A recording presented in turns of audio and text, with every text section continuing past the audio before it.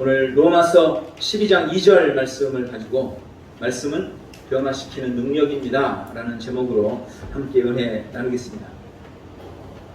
우리가 신앙생활을 하면서 갖게 되는 여러 고민들 중에 한 가지가 왜 내가 예수님을 믿고 있음에도 불구하고 내가 이렇게 바뀌지 않을까? 혹은 내가 열심히 기도하고 있음에도 불구하고 내 환경과 상황이 왜 이렇게 달라지지 않을까? 왜 삶의 변화가 없는가? 혹은 왜 이렇게 더딘가? 이런 고민일 겁니다. 이게 믿는 모든 사람들의 고민이기도 하지만 무엇보다 목회자로서 갖는 가장 큰 고민 중에 한 가지이기도 합니다. 왜 이렇게 오랫동안 교회를 다니고 그렇게 많은 하나님의 말씀을 들음에도 불구하고 그렇게 열심히 기도하는 것 같음에도 불구하고 왜 저렇게 삶이 바뀌지 않을까? 사람이 변하지 않을까? 뭐 이런 생각. 혹은 왜 이렇게 상황이 달라지지 않을까? 언제까지 그분은 질병 속의 고통을 당해야 될까? 이건 평생 가는 건가?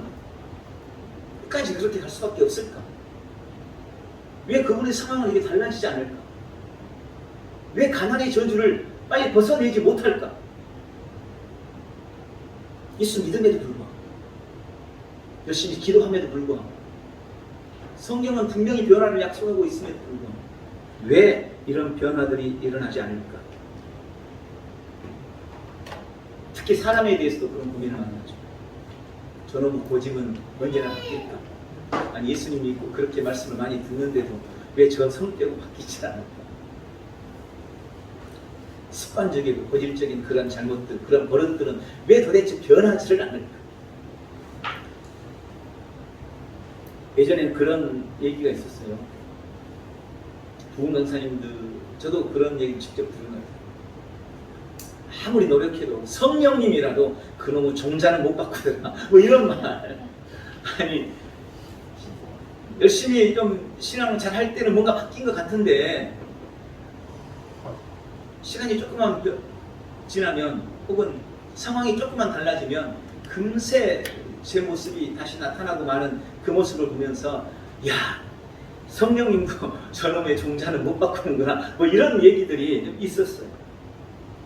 물론 의외의 변화로 인해서 목사가 깜짝 놀라는 경우들도 있습니다. 어느 순간부터 사람이 바뀌기 시작하는, 어느 순간부터 그가 달라지는 이런 모습들이 보일 때도 있죠. 그런데 그게 흔한 일이 아니에요. 목회자로서 내 자신을 돌아봐도 역시 그렇습니다. 20년 전에 저와 지금의 제가 얼마나 많이 바뀌어 있을까를 생각해보면 별로 그러지 못하는 것 같아요. 성격이나 고집이나 뭐 이런 기질들도 쉽게 바뀌지 않아요. 매번 그러지 말아야지 이렇게 결단하면서도 어느 순간 또 똑같아져 있는 내 자신을 돌아봅니다. 그런 부분들이 늘 우리에게 고민인 거죠. 진짜 왜 그럴까요? 왜 변화되기가 이렇게 어려울까요?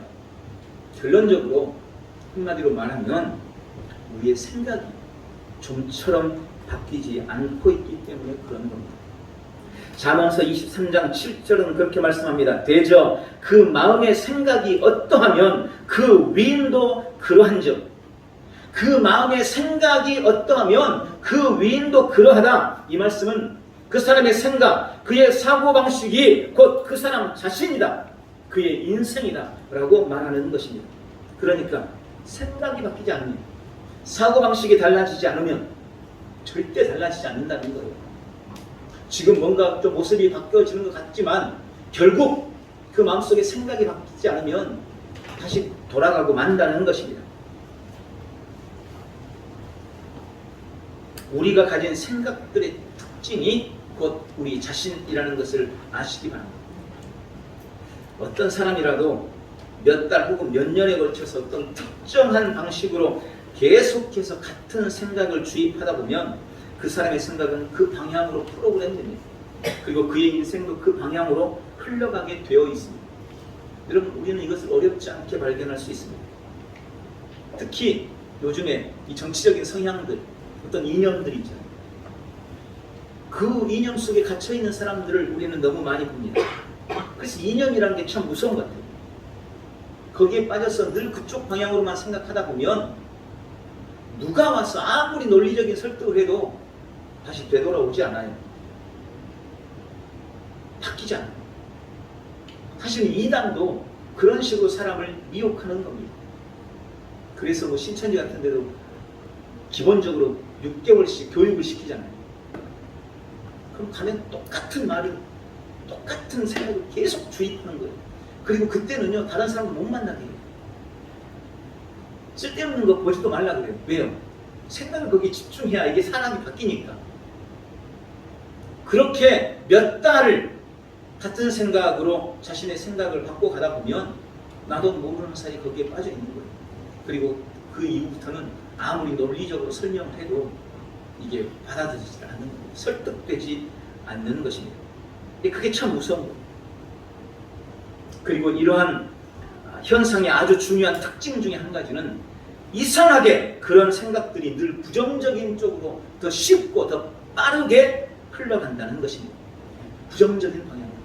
좋은 것은 열심히 훈련하고 가르치고 생각을 주입해도 쉽게 안 받아들여져요. 근데 나쁜 것은 이상하게 몇 번 안 해도 그냥 그걸 쏙쏙 받아들이고 지것이냐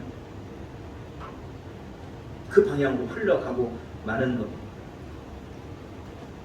여러분, 만약 우리의 상황이 지금 변하지 않는 나 때문에, 변하지 않는 어떤 상황 때문에 고민하고 있다면, 혹은 삶의 긍정적인 변화, 특별히 거듭난 성도로서의 진짜 나를 누리고 성경이 말씀하고 있는 진짜 나를 살기를 원한다면, 하나님께서 우리에게 약속하신 그 약속을 우리의 삶의 자리에서 누리는 그런 성도의 삶을 살기를 원한다면 우리는 오늘 말씀에 귀 기울여야 합니다. 오늘 본문은 그렇게 말씀합니다. 너희는 이 세대를 본받지 말고 오직 마음을 새롭게 함으로 변화를 받아 하나님의 선하시고 기뻐하시고 온전하신 뜻이 무엇인지 분별하도록 하라. 이것을 뉴 리빙 바이블에서는 이렇게 해석했습니다. 이 세상의 행실과 관습을 흉내내지 말고 생각하는 방식을 바꿈으로써 하나님께서 너를 새로운 사람으로 변모시키도록 하라. 여러분, 거듭난 우리는 이 세상의 행실이나 관습을 흉내내는 삶을 살아서는 안 됩니다. 하지만 안타깝게도 너무나 많은 성도들이 세상과 자신이 다르다는 것을 두려워합니다. 세상의 유행에 따라가지 못하는 나를 두려워합니다.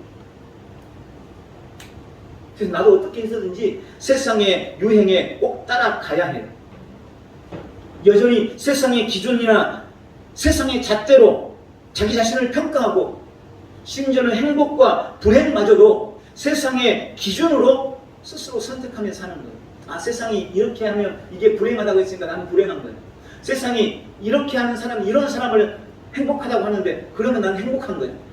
세상이 정해준 어떤 기준이나 잣대를 가지고 자신의 행복과 불행마저도 선택하면서 삶을 살아가는 것입니다. 그런 사람들은 세상 사람들이 하는 건 다 해봐야 되고, 그들이 누리는 건 나도 다 누려봐야 되고, 그들이 즐기는 건 나도 다 즐겨야 직성이 풀리고, 그래야만 행복하다고 느끼고, 그래야만 만족을 누리는 거예요.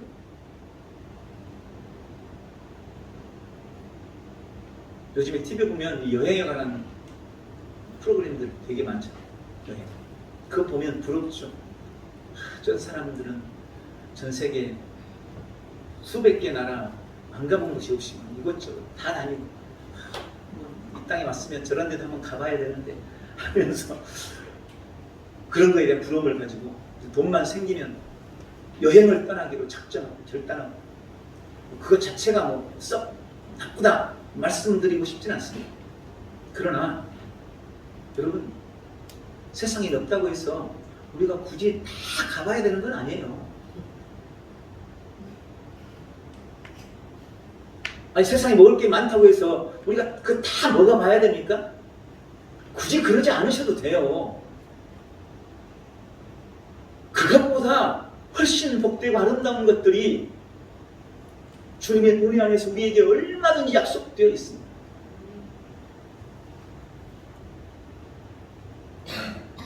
근데 세상적인 판단과 기준을 가지고 그 사람들은 그거 하고 있어서 행복한데 나는 왜 그걸 못해서 불행할까? 그런 식으로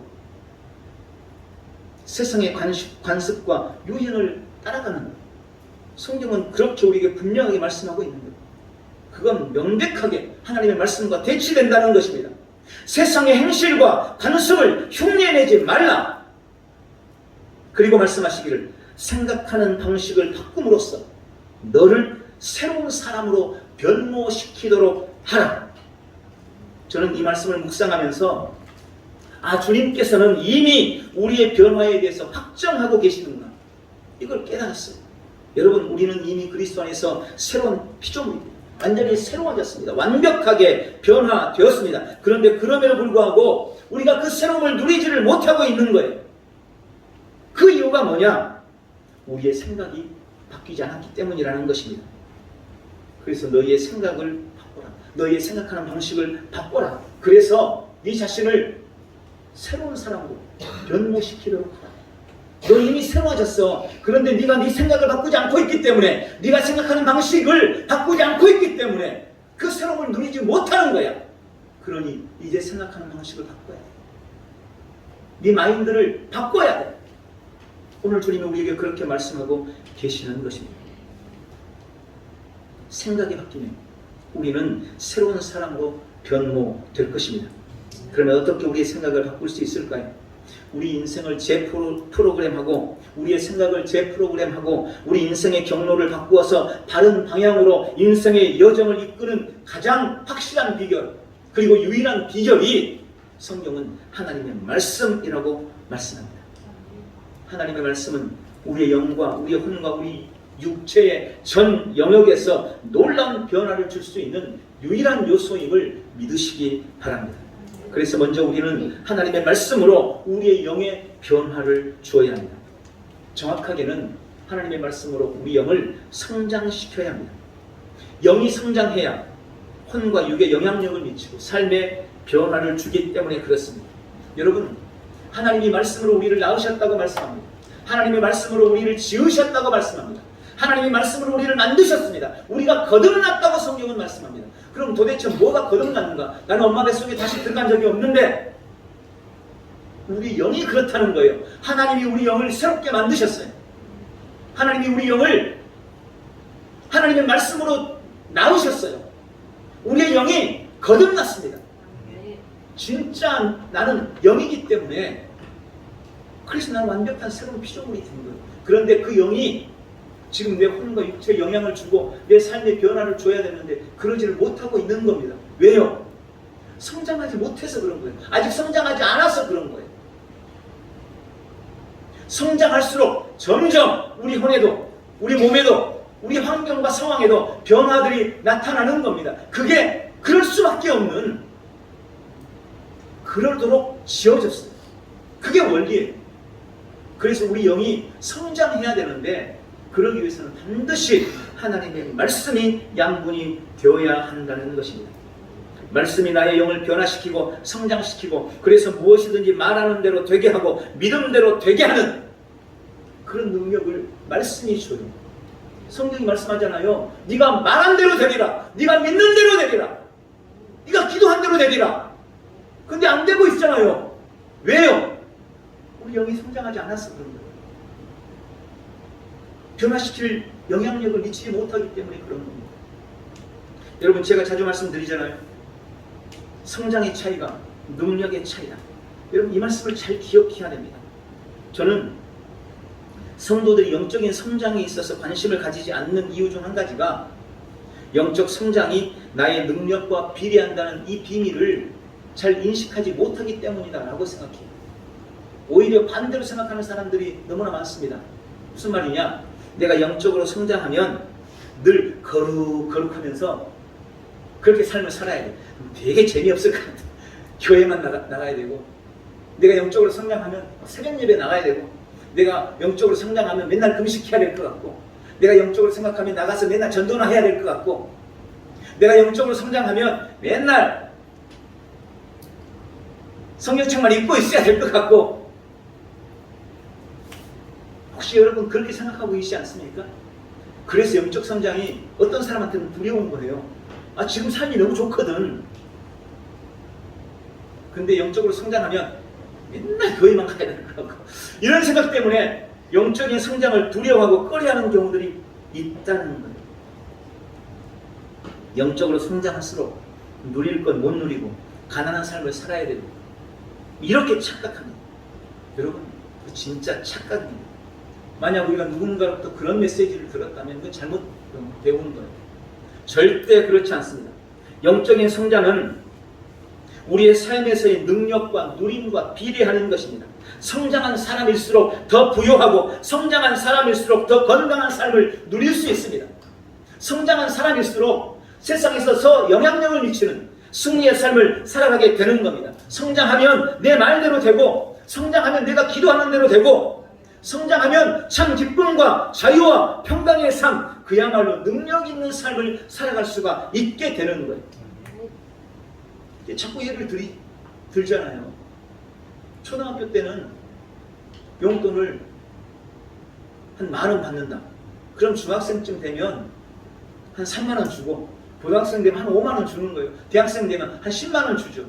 아니, 훨씬 지금은 더 주겠지만, 성장할수록 하나님으로부터 받은 은혜가 많아지고, 성장할수록 미치는 영향력도 커지고, 할 수 있는 것도 많아지는 거예요. 그런데 우리는 반대로 생각해보려요. 영적으로 성장하면 되게 재미없고 심심하고 맨날 그냥 교회 나오는 그런 삶을 살아야 될 걸로 착각하고, 그래서 성장하는 게 두려워. 착각입니다. 영적으로 성장할수록 내 입의 말이 더 큰 영향력을 미치게 되고, 영이 성장할수록 내가 하나님의 말씀과 일치해서 말하게 되고, 그래서 내 삶의 여정에서 초월적인 삶을 살아갈 수가 있게 되는 겁니다.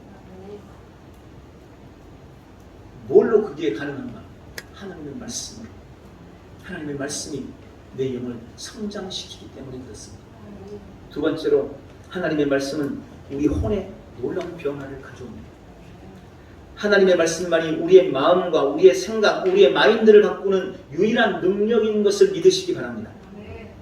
여러분, 아무리 영이 거듭나고 놀라운 은혜와 축복을 내 영 안에 담고 있어도, 여러분 실제로 그렇거든요. 지금 내 영 안에 온갖 은혜와 축복들이 담겨 있어요. 그런데 그럼에도 불구하고 내 혼이 변화되지 않으면, 내 생각이 바뀌지 않으면 내 삶에는 그것들이 어떤 영향도 미치지를 못하는 것입니다. 영이 가진 정체성과 능력을 내 몸과 삶으로 전하는 통로가 내 혼인 거예요. 내 마음, 내 생각, 내 마인드. 그게 내 영 안에 있는 놀라운 은혜를 내 몸으로, 내 삶으로 표출하고 표현하고 만들고 환경을 바꾸고 변화시키는 능력이 되는 겁니다. 그 통로가 뭐냐? 그게 혼이라는 거예요. 그게 내 마음이라는 겁니다. 그게 내 생각이라는 겁니다. 그래서 내 생각이 반드시 바뀌어야 하는 것입니다. 그래서 오늘 본문에도 오직 마음을 새롭게 함으로 변화를 받아라. 변화가 언제 일어난다고요? 내 마음이 새롭게 됩니다. 마음이 새롭게 안 되면 절대 변화가 일어나지 않는다 라고 말씀하고 계시는 것입니다. 그럼 어떻게 우리의 마인드를 바꾸고 우리의 마음을 바꾸고 우리의 생각하는 방식을 바꿀 수 있을까요? 마음을 변화시키고 생각을 바꾸는 유일한 능력이 하나님의 말씀에 있음을 믿으시기 바랍니다. 사실 세상 사람들도 끊임없이 자신의 마음과 생각을 바꾸기 위해 노력합니다. 그렇잖아요. 지식도 쌓고 도덕과 윤리를 배우고 열심히 공부도 하고, 이러한 모든 노력들, 이런 모든 수고들이 다 마음과 생각을 위한 노력이라고 저는 봅니다. 그런데 그렇게 열심히 하지만 물론 전혀 모르는 사람보다는 조금 더 나을 수도 있겠지만 사실 실질적인 변화들이 크게 나타나질 않아요. 저도 그런 말 많이 들었어요. 사회복지 공부하면서 아이들 교육에 대해서도 배우고, 제가 유아 교육 보육 자격증 소유자잖아요. 보육교사 자격증을 가지고 있잖아요, 제가. 그래서 얘들에 대해서도 많이 배우고, 상담사 자격증도 몇 개나 가지고 있고. 아, 저 그래요? 상담사 자격이 몇 개나 있어요. 근데 가지고 있으면 뭐하냐고. 배울 때는 그런가 보다 하고 그렇게 잘해봐야지 그랬는데, 실제 삶의 자리에서는 그게 별 쓰이질 않아요. 이게 변화가 안 돼요. 그래서 맨날 그 소리 들려요. 맨날 배우면 뭐하냐고. 변화가 되지 않는데.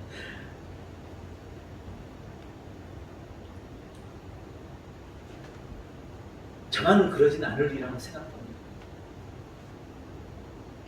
앞에서 말씀드린 것처럼 오랜 시간 동안 굳어진 우리의 고집과 아집, 잘못된 습관들, 잘못 형성된 어떤 성격들, 갖가지 상처들로 인한 마음속에 있는 짙은 흉터들, 잘못된 교육으로 인해서 가지게 된 선입견이나 편견들, 부정적인 이념이나 사상들, 여러분 지식이나 마인드 컨트롤 같은 마음의 공부 등으로 그것들이 조금씩 나아질 수는 있지만, 아니 그렇게 보이지만 결국 어느 순간 가면 다시 제자리로 돌아가 버리는 우리를 우리 스스로가 많이 발견하고 있잖아요.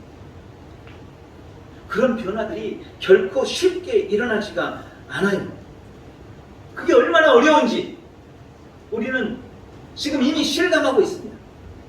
그런데 그런 우리 인생의 부정적인 생각들, 그래서 내 인생의 방향이 어긋나고 삶이 망가져 있다고 할지라도 오직 하나님의 말씀은 그런 우리의 생각을 바꾸고 우리 인생의 경로를 바른 방향으로 바꾸어 줄 수 있다고 성경이 말씀하고 있는 것입니다. 여러분 그것이 하나님의 말씀이 가진 능력임을 믿으시기 바랍니다. 말씀이 우리의 선입견을 깨뜨릴 수 있습니다. 말씀이 우리의 고집과 아집을 깨뜨립니다. 말씀이 우리의 잘못된 습관을 고칠 수 있습니다. 말씀이 부정적으로 굳어버린 우리의 성격을 바꿀 수 있습니다. 말씀은 우리의 큰 상처로 인한 깊게 자리 잡은 그 흉터도 말끔하게 씻어낼 수 있습니다. 말씀이 우리에게 지혜를 주고 말씀이 우리에게 지식을 더합니다. 말씀이 명철과 총명을 우리에게 준다고 성경은 분명하게 말씀합니다. 말씀만이 우리의 마음을 새롭게 하고 우리의 생각을 바꿔주는 능력임을 믿으시기 바랍니다. 그것이 말씀이 가진, 말씀 묵상이 가진 위대한 힘입니다. 왜 그럴까요? 말씀은 전능하기 때문에 그렇습니다. 오늘 그 말씀의 능력을 믿으시기 바랍니다. 세 번째로 하나님의 말씀은 우리 몸을 변화시킵니다. 여러분 이건 놀라운 일입니다. 하나님의 말씀은 너무나 당연한 일로 우리 몸도 변화시켜요. 잠언서 4장 20절부터 22절에 말씀합니다. 내 아들아 내 말에 주의하며 내가 말하는 것에 내 귀를 기울이라. 그것을 내 눈에서 떠나지 말게 하고 내 마음속에 지키라. 그것은 얻은 자에게 생명이 되며 그의 온 육체에 건강이 됨이니라. 여러분 하나님의 말씀이 우리에게 생명이 되고 그의 온 육체에 건강이 된다라고 말씀합니다. 여기 건강이라는 단어 헬라어로 마르페라는 단어인데 이 뜻이 뭐냐? 약이라는 의미예요. 약.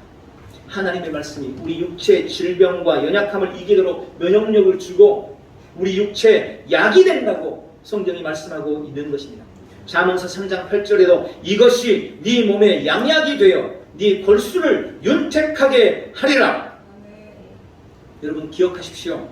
하나님의 말씀은 단순히 우리의 영의 양식이나 우리 마음을 변화시키는 능력만이 아니라 우리 몸의 건강을 위한 양약이고 우리 뼈를 건강하게 만드는 영양제라고 성경은 분명하게 말씀하고 있습니다. 저도 아침에 일어나면 먹는 게 몇 가지 있어요. 여러분 아마 많이 있을 겁니다. 비타민이라든지 오메가3라든지 뭐 이것저것 영양제, 칼슘제 드시는 분들 계실 거예요. 매일 빼놓지 않고 먹으려고 애를 쓰죠. 그거 드시지 말란 말이 아니에요. 근데 성경이 보증하는 그 기가 막힌 약이 있습니다. 그게 하나님의 말씀이랍니다. 내 뼈를 윤택하게 하는 약, 하나님의 말씀. 내 몸에 생명을 주고 나에게 건강을 주는 것, 그게 하나님의 말씀이라고 분명하게 말씀하고 있습니다. 이 말씀을 확증하는 또 다른 말씀이 히브리서 4장 12절입니다. 하나님의 말씀은 살아있고 활력이 있어 좌우에 날선 어떤 검보다도 예리하여 혼과 영과 및 관절과 골수를 찔러 쪼개기까지 하며 네 마음의 생각과 뜻을 판단하나니. 여러분 제가 요즘에 말씀에 좀 관심을 갖다 보니까 이런 말씀들이 이전과는 다르게 제게 다가와요. 우리가 흔히 하나님 말씀을 읽을 때 그냥 하나님의 좋은 말씀 정도로 생각하고 그냥 읽습니다. 근데 그렇지 않아요. 하나님의 말씀을 자세히 읽어보십시오. 그 말씀들이 우리의 삶에 얼마나 구체적으로 은혜를 약속하고 있는지를 우리가 깨달아야 해요. 제가 읽어드린 이 말씀 속에서도, 제가 방금 예를 든 설명 중에서도 구약 잠언에서도 이 골수란 말, 관절과 골수, 하나님의 말씀이 영향을 주는데 우리의 관절, 여러분 관절이 뭔지 아시잖아요. 이건 그냥 막연하고 추상적인 의미가 아니에요. 우리 몸의 관절들, 뼈, 무릎, 관절, 이런 관절들, 그리고 우리의 골수. 여러분 골수 뭔지 아시죠? 뼛속에 들어있는 진액이 이게 골수예요. 이 골수 빼내려면 어떻게 하는지 아십니까? 옆으로 이렇게 눕혀놓고 드릴로 구멍을 뚫어요. 뼈에. 사모님 한번 했잖아요. 뼈에 구멍을 뚫는 드릴로 그냥 주사기가 안 들어가니까. 그래서 구멍을 뚫은 데다가 주사기를 집어넣어서 골수를 빼내는 거예요. 그 골수, 이 골수를 하나님의 말씀이 윤택하게 한다. 그 골수가 기름지도록 만든다. 그게 말씀이 가진 능력이라는 거예요. 하나님의 말씀을 절대 무시하지 마십시오. 그냥 내 마음에 좋고 내 영을 건강하게 만들고 좀 정서적으로 좀 뛰어나게 만들고 책 많이 읽은 사람이 지적으로 좀 좋아지는 것처럼 성경이 많이 읽으면 내 지식적으로 좀 뭔가 좀 성장하고, 아니요! 그 정도 수준이 아니라는 거예요.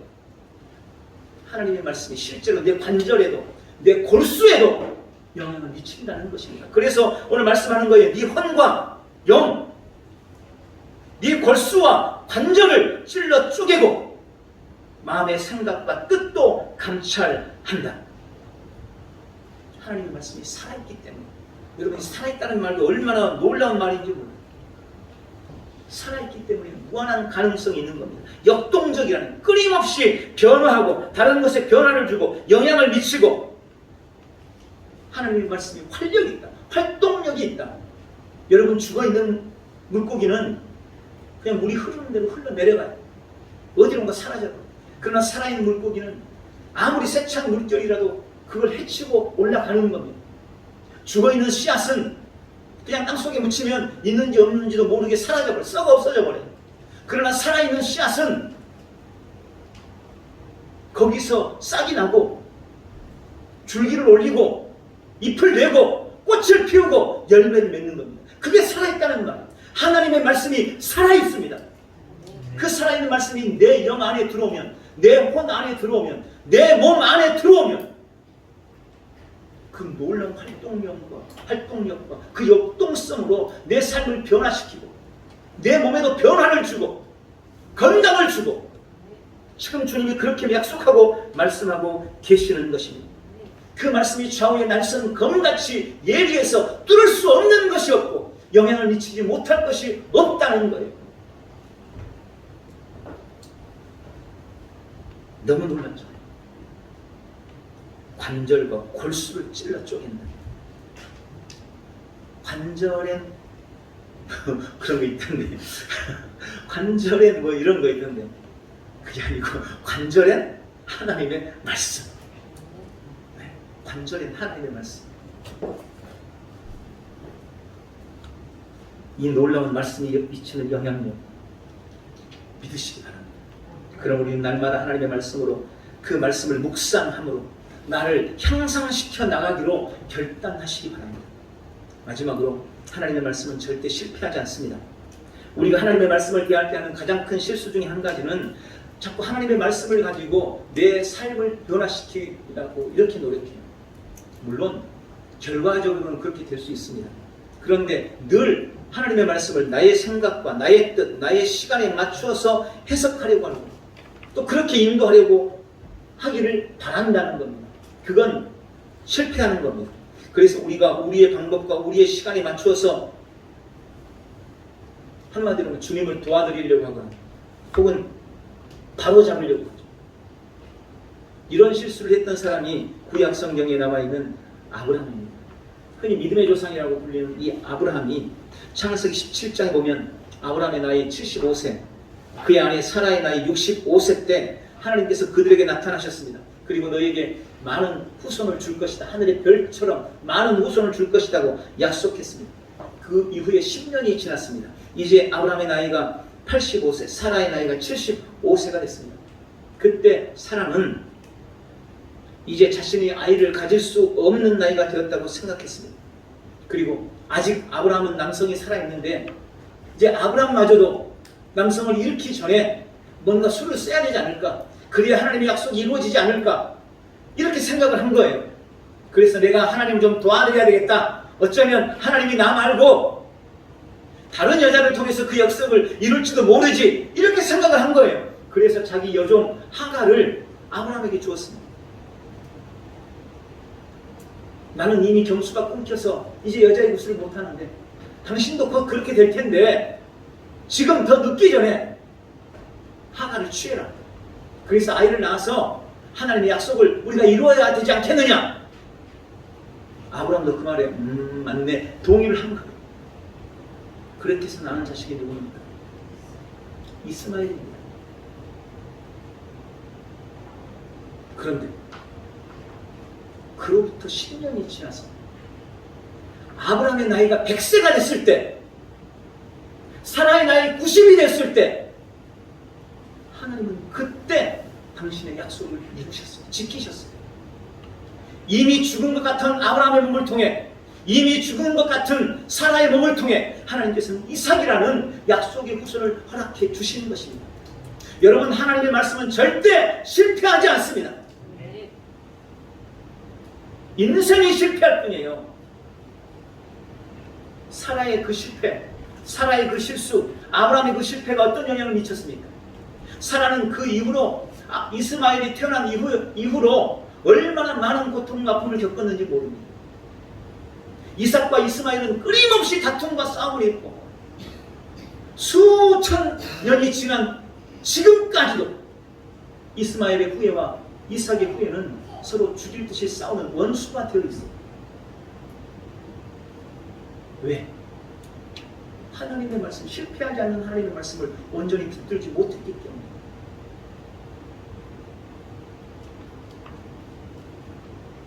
하나님의 말씀은 절대 실패하거나 좌절되지 않습니다. 그리고 주님은 우리가 그 하나님의 말씀에 우리의 믿음을 온전히 융합하기를 원하십니다. 그 말씀에 그냥 내 믿음을 더하기를 원하신다는 말이에요. 하나님이 말씀하실 때, 주님의 말씀을 붙잡을 때 우리에게 필요한 것은 그 말씀에 대한, 그 하나님께 대한 전폭적인 신뢰고 전폭적인 신실함입니다.